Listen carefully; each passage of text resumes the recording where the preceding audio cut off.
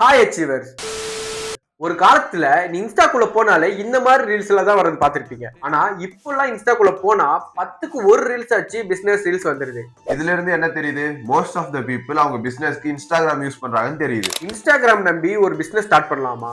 அப்படி ஸ்டார்ட் பண்ணா என்னென்ன ப்ராப்ளம்ஸ் எல்லாம் வரும், அது எல்லாமே எப்படி ஓவர் கம் பண்றதுன்னு எல்லாமே இந்த வீடியோல சொல்ல போறோம். அதுக்கு முன்னாடி இத பத்தி சொல்றதுக்கு உனக்கு என்ன தெரியும் அப்படின்னு கேட்டீங்கன்னா, எங்களுக்கு தெரியும். பிகாஸ் நாங்க யூனிவர்சல் கிஃப்ட் ஒரு கஸ்டமைஸ்டு கிஃப்ட் பேஜ் ரன் பண்ணிட்டு இருக்கோம். அதை எப்படி ஸ்டார்ட் பண்ணோம், அதுல எவ்வளவு ப்ராப்ளம்ஸ் எல்லாம் ஃபேஸ் பண்ணோம், அதை எப்படிலாம் ஓவர் கம் பண்ணோம், ஒரே ஒரு வீடியோ ரீச் ஆனதுனால நாங்க எவ்வளவு அதுல இருந்து ஏர்ன் பண்ணோம் அப்படின்னு எல்லாத்தையுமே இந்த வீடியோல ஷேர் பண்றோம். மறக்காம இந்த வீடியோவை ஃபுல்லா பாருங்க. அச்சீவர்ஸ், இப்போ பாத்தீங்கன்னா நாங்க கஸ்டமைஸ் கிஃப்ட் எல்லாம் சேல் பண்ணிட்டு இருக்கோம். Like customize bottles, mugs, key chains, calendar, cards, album, frame, இப்படி பல ஐட்டம்ஸை சேல் பண்ணிட்டு இருக்கோம். ஆனா இதை ஸ்டார்ட் பண்ணும்போது வெறும் சப்ளிமேஷன் கிஃப்ட்ஸ் மட்டும் சேல் பண்ணலாம்னு தான் பிளான் பண்ணோம். அதுக்கு நிறைய ரிசர்ச் பண்ணாம 2-3 வீடியோ பார்த்து கொஞ்சமா டேட்டா கலெக்ட் பண்ணி என்னென்ன மிஷின்லாம் வேணும்னு லிஸ்ட் போட்டோம். அதுல எங்களுக்கு வந்தது பிரிண்டர் அண்ட் சப்ளிமேஷன் மிஷின் மட்டும்தான். அப்பதான் எங்களுக்கு காலேஜ் ஸ்காலர்ஷிப் வந்துச்சு. அந்த காசு எடுத்து போட்டு 10,000 ரூபாய்க்கு பிரிண்டர் வாங்கணும். சரி, பிரிண்டர் வாங்கியாச்சு, சப்ளிமேஷன் ஹீட் பிரஸ் மிஷின் வேணும் போது அம்மா கையில கால்ல விழுந்து அம்மாவோட சங்கத்துல இருந்து 30,000 ரூபாய் கேட்டு வாங்கி அதை எடுத்துட்டு டைரக்டா பெங்களூர் போயிட்டோம். அங்கதான் ஒரு ட்விஸ்ட். நாங்க வேற எந்த கடையுமே பார்க்காம இந்தியா மார்ட்ல வெறும் ஒரு கடையை பார்த்து ஸ்ட்ரெயிட்டா விடுறா வண்டி அப்படின்ட்டு அங்க விட்டோம். அங்க இருந்த செல்லர் என்ன பண்ணாருன்னா, நாங்க தமிழ்நாட்டுல இருந்து வந்த சின்ன பசங்கன்னு தெரிஞ்சுக்கிட்டு எங்களுக்கு நாமத்தை போட்டு விட்டார்.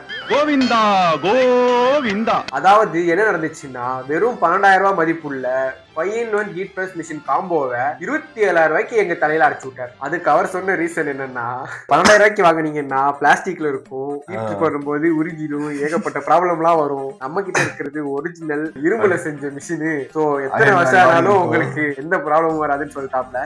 சரி, நம்ம அண்ணன் நம்ம முன்னேற்றத்துக்காக சொல்றாரே அப்படின்னு நினைச்சு நாங்களும் வாங்கிட்டு வந்துட்டோம். வந்ததுக்கு அப்புறம் தான் தெரியும் ஏமாந்துருக்கோம்.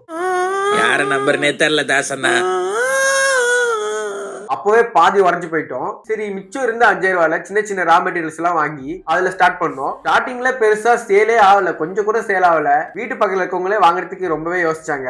அப்படியே கொஞ்சம் கொஞ்சமா போகும்போது ஃப்ரெண்ட்ஸ் எல்லாம் வாங்கினாங்க கிஃப்ட் பண்றதுக்காக. அந்த காசை வச்சு ரொட்டேஷன் பண்ணி ஒரு சில புது புது கிஃப்ட் எல்லாம் ஆட் பண்ணேன். அப்பதான் ஒரு நாள் மொட்டை மாடிக்கு போனேன். அன்னைக்கு ஸ்கிரிப்ட் இல்ல, ஐடியா இல்ல, எதுவுமே இல்லாம ஒரு வீடியோ எடுத்து இன்ஸ்டாகிராம்ல போட்டேன். என் நேரமோ என்னமோ தெரியல, அந்த வீடியோவை 5 லட்சம் பேர் பார்த்துட்டாங்க. அந்த ஒரே ஒரு வீடியோல மட்டும் கிட்டத்தட்ட 1,700 ஆர்டர்ஸ், அதுவும் 2 நாள்ல. அதை எப்படி ஏத்துக்கிறதுன்னு எங்களுக்கு தெரியல. அதை நினைச்சு இவ்வளவு ஆர்டர் வந்துருச்சுன்னு சந்தோஷப்படுறதா இல்ல அது எப்படி செய்ய போறோம்னு கஷ்டப்படுறதானே தெரியல. சரி பரவாயில்ல, என்னனாலும் பாத்துக்கலாம்னு செய்ய ஆரம்பிச்சோம்.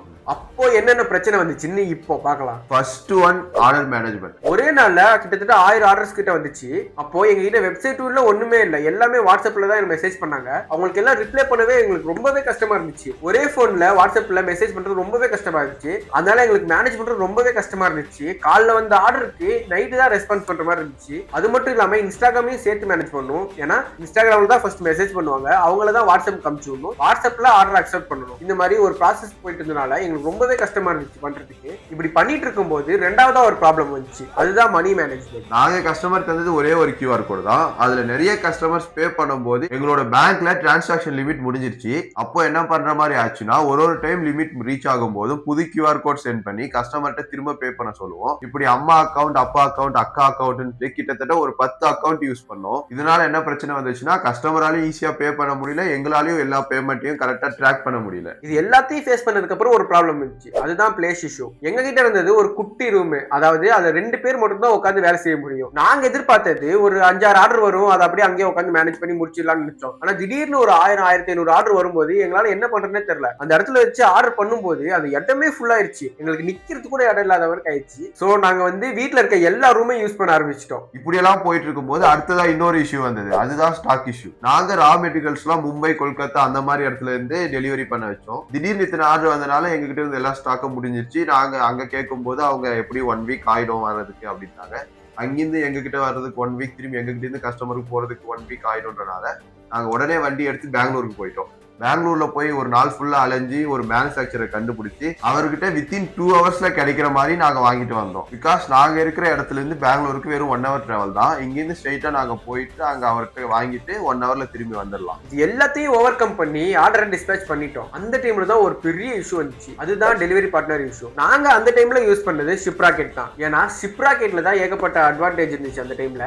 அதை பத்தி ஒரு வீடியோ வேணும்னா கேளுங்க, தனியா போடுறேன். நாங்க டெலிவரி பண்றதுக்கு மோஸ்ட்லி யூஸ் பண்ண சர்வீஸ் என்னன்னா அமேசான் கொரியர் சர்வீஸ் தான். அவ்வளவுதான், எல்லா பிரச்சனையுமே முடிஞ்சிருச்சு. டெலிவரி பண்ணியாச்சு, இனிமேல் கஸ்டமர் கிட்ட சேஃபா போய் சேர்ந்துரும்னு நம்பி கொஞ்ச நேரத்துல ஒரு பெரிய பிரச்சனை. அது என்னன்னா அமேசானோட கொரியர் சர்வீஸ் வந்து ரொம்பவே மோசமா இருந்துச்சு. அவங்க வந்து நம்ம கிட்ட இருந்து ப்ராடக்ட் வாங்கிட்டு போயிடுறாங்க, அங்க போய் கஸ்டமர் கிட்ட டெலிவரி பண்ண மாட்டாங்க. ஏதோ ஒரு ரீசன்னால, ஏதோ ஒன்னு எக்ஸாம்பிளுக்கு அங்க கஸ்டமர் வந்து வீட்ல இல்ல, அவங்க வந்து போன் எடுக்க மாட்டாங்க, இந்த மாதிரி நிறைய ரீசன் சொல்லி ரிட்டர்ன் அனுப்பிச்சிடுறாங்க. அப்புறம் ரிட்டர்ன் வர்ற பார்சலுமே நீட்டா வராது, நல்லா கிழிஞ்சி ப்ராடக்ட் எல்லாம் டேமேஜ் ஆகி தான் வரும். சோ இதனால எங்களுக்கு நிறைய லாஸ் ஆச்சு. இந்த 5 ப்ராப்ளம் தான் நாங்க மெயினா ஃபேஸ் பண்ணோம். இந்த எல்லா ப்ராப்ளமுக்கும் சொல்யூஷனா நாங்க என்ன பண்ணோம்னா, ஃபர்ஸ்ட் 2 ப்ராப்ளம் விட்டுருங்க, அதை நான் லாஸ்டா சொல்றேன். மூணாவதா பிளேஸ் இஷ்யூக்காக நாங்க என்ன பண்ணோம்னா, எங்க பிசினஸ்க்கு செட் ஆகுற மாதிரி ஒரு கராஜ் வாடகைக்கு எடுத்து அங்க வந்து நாங்க செட்டப் பண்ணி இப்ப யூஸ் பண்ணிருக்கோம். அடுத்து ஸ்டாக் இஷ்யூக்காக நாங்க என்ன பண்ணோம்னா, பக்கத்திலே மேனுஃபேக்சர் ஒருத்தரை கண்டுபிடிச்சு அவர்கிட்ட இருந்து ப்ராடக்ட்ஸ் வாங்கணும்.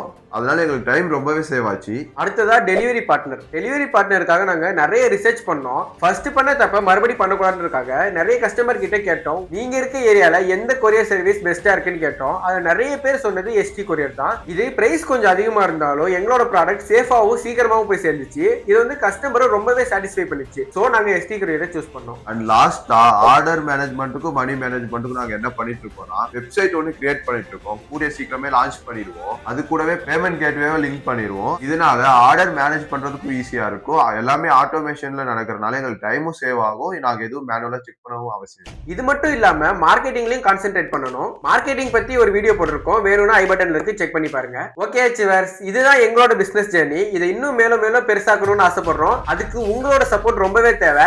இந்த வீடியோ பிடிச்சிருந்துச்சுன்னா மறக்காம லைக் பண்ணுங்க அண்ட் எங்களோட சேனலை சப்ஸ்கிரைப் பண்ணிடுங்க.